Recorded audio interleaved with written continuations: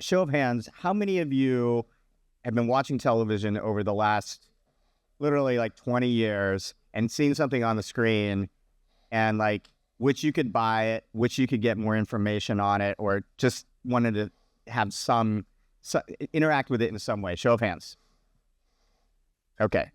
Pretty much everybody. I mean, that's a problem that people have been trying to solve for a long time, Matty. And, I think what's one of the interesting things is that like interactivity with television is like one of those things that doesn't seem all that complicated, and yet it just hasn't been, for whatever reason, right?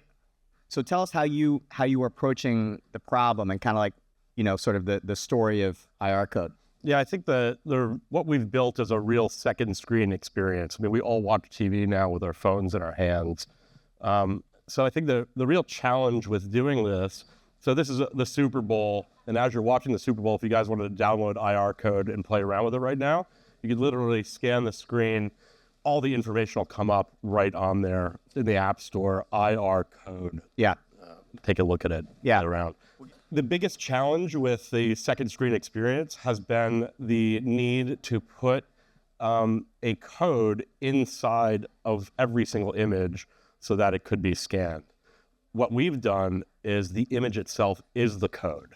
So there's nothing you have to overlay, there's nothing you have to add to it. And that's what makes this so powerful, the broadcasters don't have to add anything. You don't have to add a QR code, you don't have to add anything. It's just simple. Take our app out and scan it and go with it. So that was the biggest technical challenge. Okay. Was figuring out how to do that. Okay. And how long did that take? So it's a patented tech. It's about 8 years old. It was developed by our chief technology officer, and he was working at a university in Berlin doing drone image recognition for the Department of Defense. And he figured this out then, and he adapted. His program didn't get picked up, so he adapted the technology for the most dumbed down use, which we get now. But it's very powerful. There's angles, lighting issues, people walking and obscuring things. It still picks it up, and so that's part of the beauty of it. Is we really like cracked the code. It's sort of the holy grail of what everybody's been trying to do in TV forever, which is, people are tuning in less and less to commercials. You can skip them really easily. You can go right past them. And for a brand and for an advertiser, now you can engage directly with what you see on the screen. So for the ad world, we've now given you another avenue to engage. And especially, I'm a filmmaker, so we would do a ton of brand deals to try and finance our projects independently. And this is now an avenue to be able to engage with brand on a whole new scale. So we were at the Super Bowl together, and the Miami Dolphins wide receiver Braxton Berrios is a brand ambassador for you and a partner. And what was really interesting listening to him was talk about it is with Brittany on your team, is just like there's so many ways to use the application, whether you're like a rabid fan of Braxton Berrios and you want all the information about Braxton, which, borders on the little flavor. But anyway. People do it. But they do it and they want to know. Or you're just like, oh, who is that guy? Or, there's some great play that you want to, whatever. So like, talk about the use cases for the technology, because it kind of spans a lot of different. Well, Braxton said it best. He's a wide receiver and he's got a helmet on. And now if you scan the screen, you can get all of his stats and information, but he can also add, a link to his charity that he supports, or, his social media links and all those things. So now you know who that person is. It's easier with of course, bigger sport to know who someone is, but imagine you're watching the Olympics. There's all types of new people you haven't heard of before. Yeah. And you'd like the information behind them. And it's the NIL side of things, right? Yeah. Also from that perspective of how we, you now from a college level can learn about all these players and help them promote the pieces that they're working on. It's really helpful because I watch college basketball now. I have no idea who the players are. So they switch teams every year and they're 14 years old now. I had no idea. So I'm like, wow.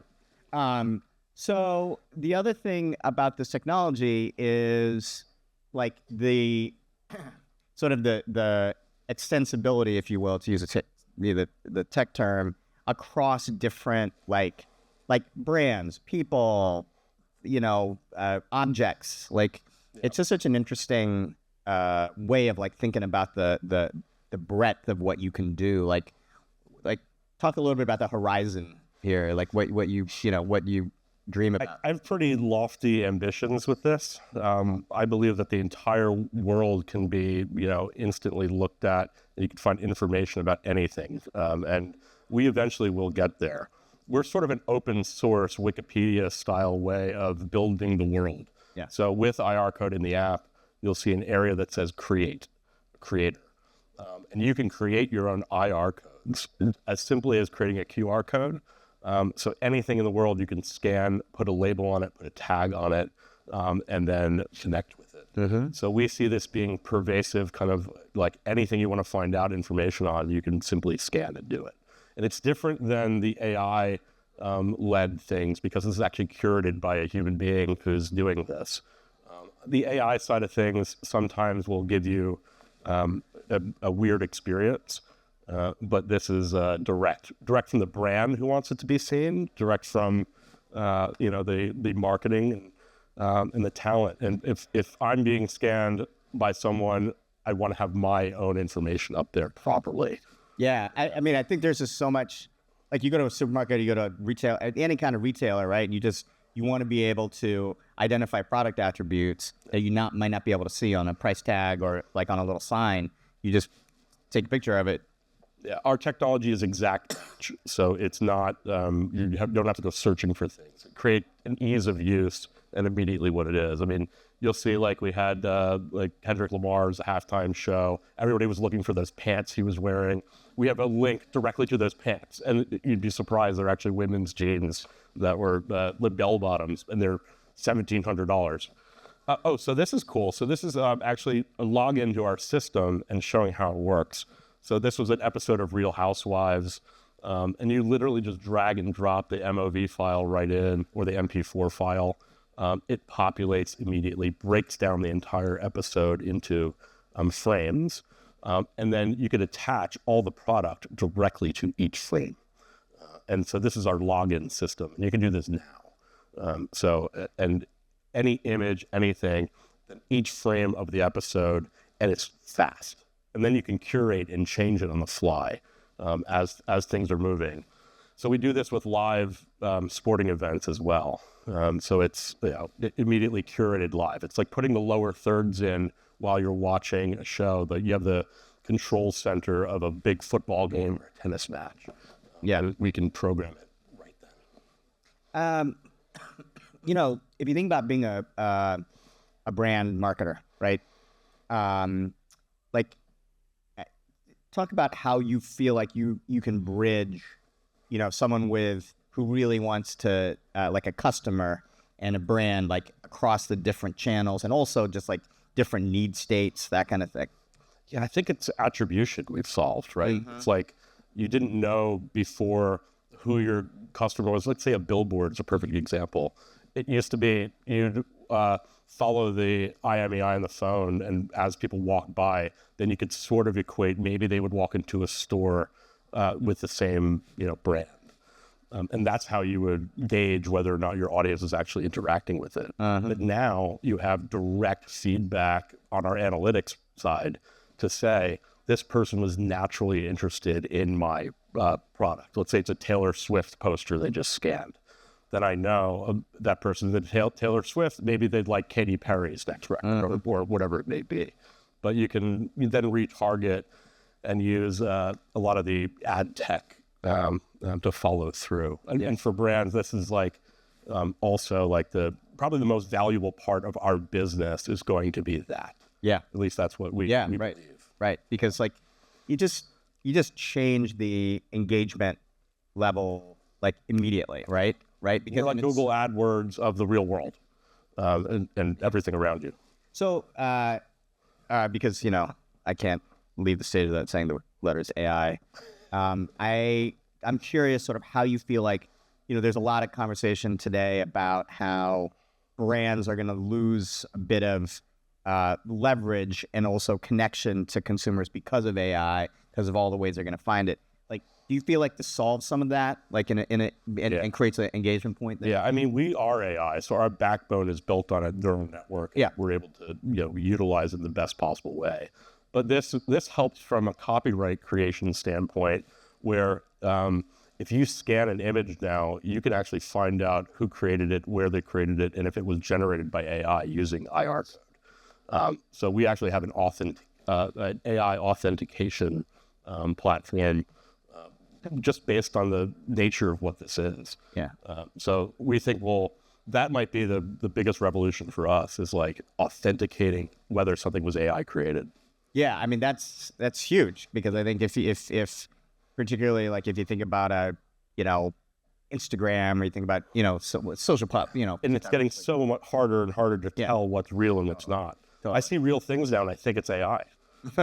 Oh yeah, all the time. Yeah. I'm actually not real. I'm AI. Yeah. I was so what's next? Like where are you headed? Like the TV thing is great. You've done stuff with us at our events. I think this is one application for those of you who do experiential things, like being able to not have to rely upon super fucking ugly QR codes to direct people to like find stuff out is actually something that I desperately want to do more of at our events. Yeah. And I think, so we've seen these things already. I'm really curious sort of where you feel like, particularly for the marketers, agency folks. Yeah, we've been concentrating on really our B2B efforts and talking to businesses, which is why we've done our partnerships with Adweek and working with you guys and getting the word out amongst our colleagues and peers there. But we're going to start our B2C campaign, which is going to be a much larger effort to let everyone in the world know that they can do this. I think that's our biggest challenge, is like spreading the word in the biggest possible way. So we're starting with a creator campaign where we're getting some big influencers in each category to say, man, this is what I can do with IRCODE. And this is what I'm going to do with IRCODE. Like we had tattoo artists who were scanning tattoos, and like suddenly you can scan someone's tattoo and find out the artist who did it or the information behind it, or those. So use cases people come up with constantly that are just shocking to us. We had an influencer yesterday post, she was walking around her city, taking a picture of the Brooklyn Bridge, and then was able to, tag and put her travel blog. So imagine someone else walks by the Brooklyn Bridge, scans the Brooklyn Bridge, and can go to this travel blog and get all the information about it. I mean, that's use cases we never thought. Yeah. So we're just, coming up with those things. So it's really now B2C and step on the gas to do that. Yeah, I mean, I do think that the effectiveness of the technology is such that people will, once you open it up and kind of, it's already open source, but people will be able to do all kinds of things that you guys haven't even dreamt of. Yeah, we're making it completely free. So you can literally log in, create an account, do it for free right now, and do everything for free. And we'll figure out how to monetize it after we've hit scale. And that's the base of how we're going to go in the biggest possible way, get as much and many users as possible. Yeah, I'd say you guys should all download it, IRCODE. The thing about it is that I keep saying it just works. Yeah. Right? It's very frictionless, and it just works, and it actually makes the experience like pleasant, right? As opposed to like too many steps. So it's like a really, I have great admiration for the product. So thank you, Matty. This is always really fun to talk to you about this. And do not forget, and I'll say it for, like the 8th time today, tonight, 7:00. I'm looking at the team. Yes? 7:00, Devil May Care. Anybody been to Devil May Care in Austin? Pretty hot spot. So on 6th Street. So definitely go. We've got 3 DJs. We've got, fantastic cocktails. You can thank Matty. Yeah. So make sure you thank him. And it's going to be awesome. Do not go to other stuff on 6th Street. Come to Devil May Care tonight. So thanks, Matty. Thank you, Will. Appreciate it. And right. Please come talk to my team and myself afterwards. Everybody put their hands up in the back. Work with me. please go talk to us and tell us about your use cases and things. I love connecting with people. That's why I'm doing this. All right.